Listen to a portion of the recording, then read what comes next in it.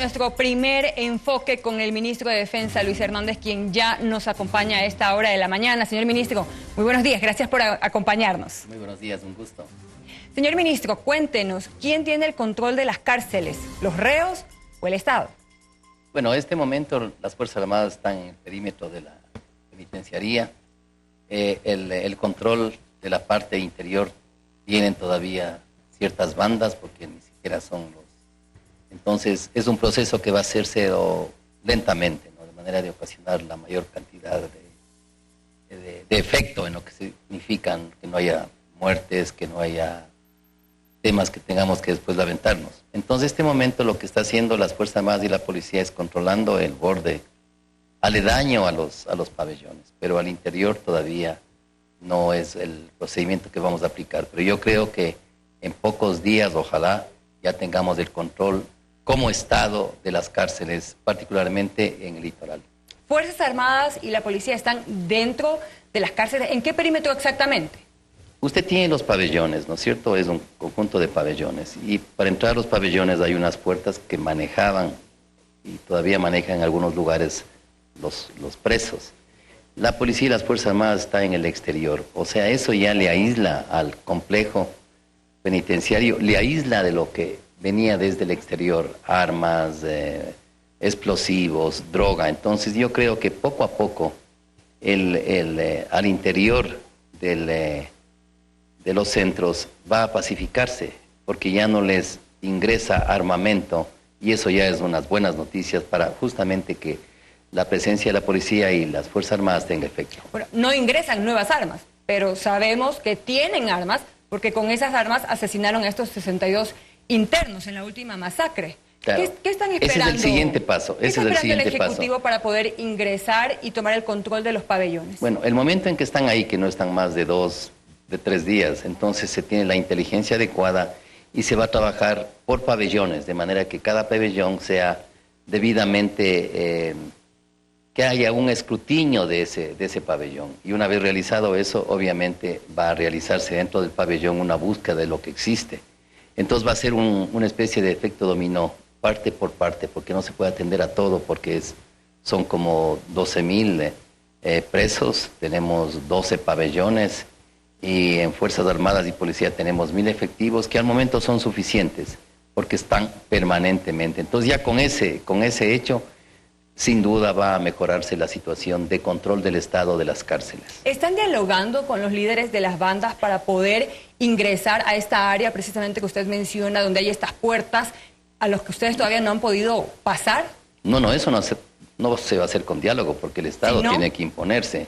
Estamos viendo el momento en que ya sea adecuado, el momento en que ya estén suficientemente aislados. ¿Para hacer qué? Para justamente hacer eso, entrar a los pabellones y luego de eso realizar la limpieza de los pabellones, en lo que se refiere a artículos como armas, como munición, como drogas que están dentro de ese. Inclusive hay que hacer una requisa de todo lo que existe. Pero necesitan que alguien les permita el ingreso, que los internos que están controlando los pabellones, como usted nos ha indicado ahora, les permitan ingresar. ¿Y si eso no ocurre? Bueno, si no, eso no ocurre, hay el uso de la fuerza, ¿no? Hay el uso progresivo de la fuerza. Exactamente. Entonces la gente que está dentro y está armada y que haga una acción ofensiva contra la policía, obviamente la policía va a actuar desde en defensa propia, porque si es que le reciben a la policía, por ejemplo, con fuego, con armas de fuego, la policía va a actuar. ¿Los militares también van a ingresar, Fuerzas Armadas? No, los militares están apoyando a la policía, o sea, los militares serán los que hagan el cerco para que puedan entrar, en este caso, los miembros de la policía. Entonces es un apoyo. Y también el apoyo se da, por ejemplo, con vehículos blindados para que puedan protegerse en el caso que haya francotiradores. Pero eso también está ya eliminado porque la policía ha ocupado las partes altas. Entonces ya existe un control que realmente nos permite que el proceso de control final del Estado sea algo que venga pronto. ¿Qué hace falta para tomar el control total? Hablamos específicamente de los pabellones y ya no solo del área externa. Bueno, consideremos que han estado sin control del Estado por muchos años. Entonces, hacerlo en pocos días va a ser difícil. ¿Cuánto tiempo podría pasar? Bueno, yo creo que es difícil dar un tiempo, ¿no? Pero yo estimo que cada día vamos a ir avanzando en este proceso y ojalá en el tiempo más corto posible ya haya el control del Estado, que es lo que vamos a alcanzarlo. Solamente el cuándo definitivamente no podemos darlo, porque pueden prestarse situaciones diferentes que no podemos controlar y que pueden detener o retrasar un poco el proceso, pero que vamos a continuar en eso, sin duda. Sí. Y las Fuerzas Armadas estarán, como se expresó en el señor presidente, el tiempo que sea necesario. Por el momento es indefinido, no sabemos cuándo, pero todo dependerá de cómo avance el proceso y que el Estado controle definitivamente las cárceles.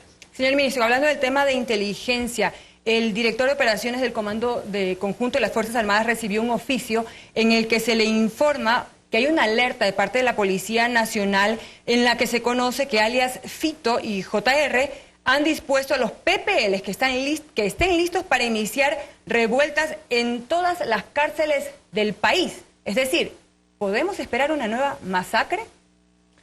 A ver, estas informaciones llegan, se analizan, son fuentes calificadas indudablemente, pero no necesariamente va a producirse. En este momento las Fuerzas Armadas, la policía, están posicionadas en todo el país y estas amenazas son una especie inclusive de guerra psicológica, tratando de amenazar al Estado, tratando que el Estado esté siempre reaccionando a lo que ellos dicen y no que el Estado accione, pero el Estado está dispuesto a accionar.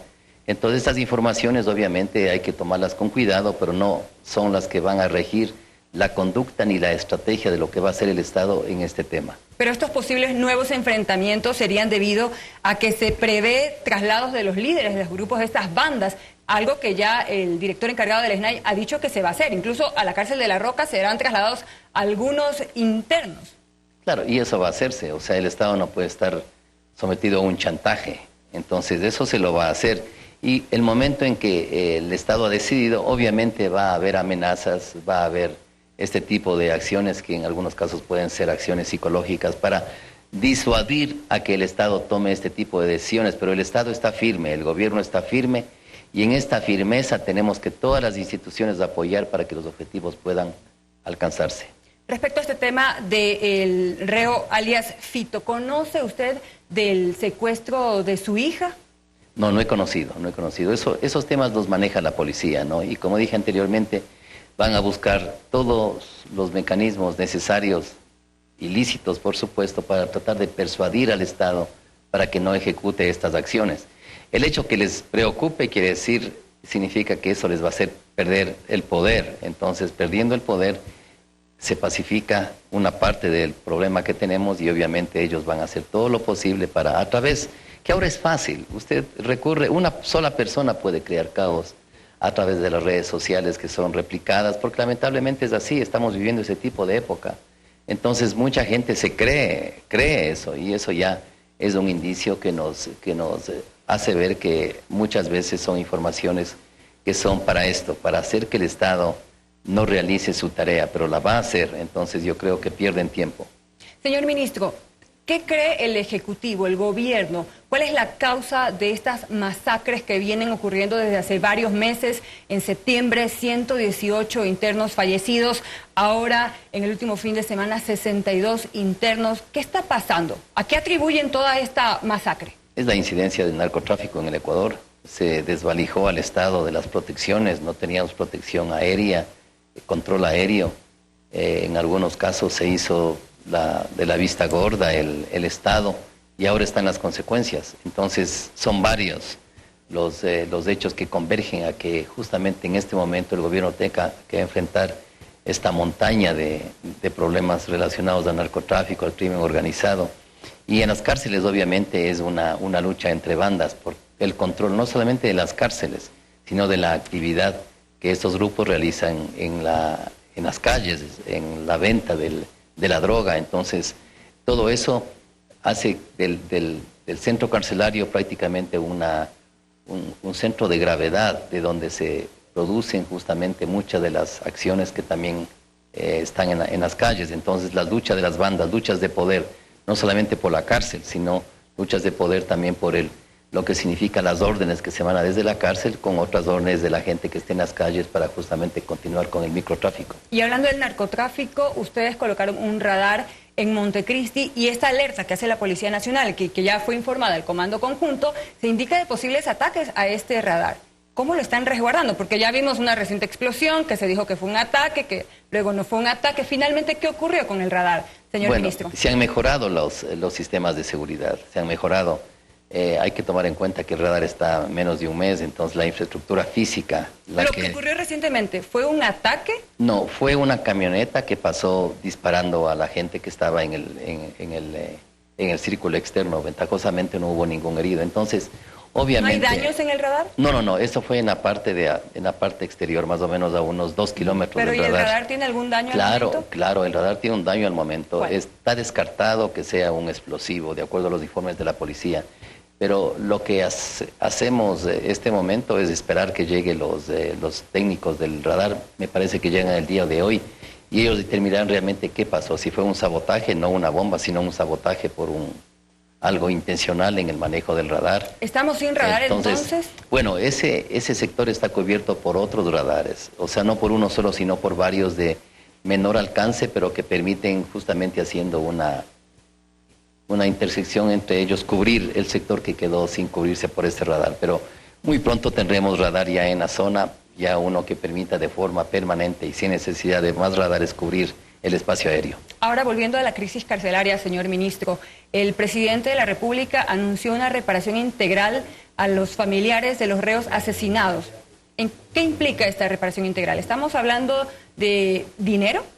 Bueno, no conozco en detalle, eso lo maneja seguramente la Secretaría de Derechos Humanos, pero obviamente nuestro presidente es una persona de palabra y ya habrá los mecanismos para que justamente el Estado pueda atender a este grupo familiar que yo lamento mucho que hayan tenido que pasar por eso. Ojalá nunca hubiera sucedido, pero el Estado está ahí no solamente con sus condolencias, sino con el apoyo que puede significar económico o de ayuda a las familias que han sufrido este terrible acontecimiento. Ahora, conocemos de estas 7 acciones puntuales que el Ejecutivo ha mencionado que realizará para poder terminar con estas crisis carcelarias. ¿Qué presupuesto se maneja?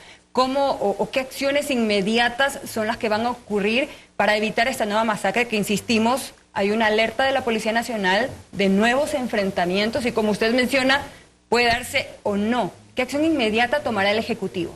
Bueno, ese está encargado el SNAE, ¿no? El coronel Cobo, que está encargado al momento, pero obviamente ya están empezándose a hacer obras de infraestructura, toma tiempo, pero... ¿En dónde? En la penitenciaría del litoral, o sea, por ejemplo, se piensa el túnel que está ahí, hacer algo con ese túnel, porque es un lugar donde concurre justamente todo este tema de la droga, de las armas, etc. Y además que tienen los mismos internos ciertas garitas en la parte alta, donde ellos vigilan con armas a vista y paciencia de los guías penitenciarios. Claro, ¿Por qué, ejemplo, señor ministro? Así es, o sea, justamente porque el Estado no controlaba.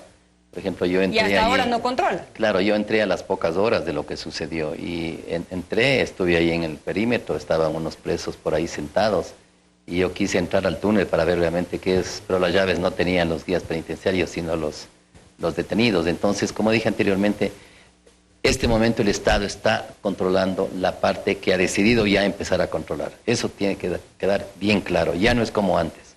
Y hay que tener fe en eso. Ya no es como antes. Este momento estamos adentro con 1000 hombres y estamos controlando la parte que al momento se estableció que sea controlada. Después los siguientes pasos permitirán que el avance del control del Estado continúe. ¿Cuáles son esos siguientes pasos para controlar los pabellones? Los pabellones, así es. Entonces, ¿cuáles son los siguientes pasos? Claro, o sea, tenemos la inteligencia adecuada, se sabrá quiénes son los que están armados, se controla la parte alta, entonces el momento en que se ingrese hay mejor control de la gente que pueda disparar contra los policías en este caso. O sea, van a ingresar en definitiva. Se va a controlar todo el sistema de la penitenciaria litoral por parte del Estado. Todo, sin excepción. Ahora, señor ministro, la Comisión Interamericana de Derechos Humanos ha anunciado que ya en diciembre llegará al país nuevamente para revisar el accionar del Estado. Sí, eso es bien, y el gobierno está abierto, están inclusive desde el gobierno en que continuamente pide que vengan. Obviamente las opiniones de ellos nos va a ayudar, nos va a permitir saber en qué tenemos que acelerar, en qué seguimos cometiendo errores, si es que es del caso, pero son bienvenidos y el gobierno es muy respetuoso de los derechos humanos, inclusive en las normas que yo he dado como ministro de Defensa, porque como ministro de Defensa yo he dado una directiva justamente para este nuevo escenario que la firmé el día de ayer, en la cual el tema de los derechos humanos es central en el manejo de esta crisis. Finalizo con esta consulta. ¿Cuál es el presupuesto que se destinará para la crisis carcelaria? Hemos visto en cárceles donde los presos no tienen ni siquiera agua. Señor ministro, ¿cuánto dinero se va a destinar para poder finalizar ya con estos enfrentamientos? Se habla de decenas de millones de dólares, de decenas. Al momento no tengo la cifra exacta, eso lo maneja el SNAI con el Ministerio de Finanzas, pero justamente acabé de escuchar una noticia suya que el Banco Interamericano iba a dar 40 millones para el manejo de las cárceles. Entonces, ya es un buen recurso que realmente es bastante, considerando que por muchos años no se destinó la cantidad de dinero que era necesaria mínima para que el Estado pueda controlar las cárceles. Ahora, que las Fuerzas Armadas ingresen y puedan permanecer en los pabellones, ¿es la solución, señor ministro? Son soluciones temporales, porque habrá que justamente, bueno, es una tarea más de la policía que de Fuerzas Armadas. La Fuerzas Armadas están apoyando, tampoco es una opción permanente de policía, pero creo que de las dos instituciones, la que más cerca está del tema es obviamente la policía, porque así determina la ley. Pero habrá que con tiempo ir formando otros guardias penitenciarios y eso va a tomar tiempo. Entonces, el accionar de la policía, apoyado por las Fuerzas Armadas, va a estar ahí por algún tiempo. Señor ministro, quiero agradecer su presencia aquí en nuestro noticiero. Esperamos que regrese ya con la noticia de que el Estado tiene el control total de las cárceles. Esperamos que sea pronto. Así es, muchas gracias. Muchísimas gracias a ustedes también por acompañarnos. Ya regresamos con más noticias para ustedes.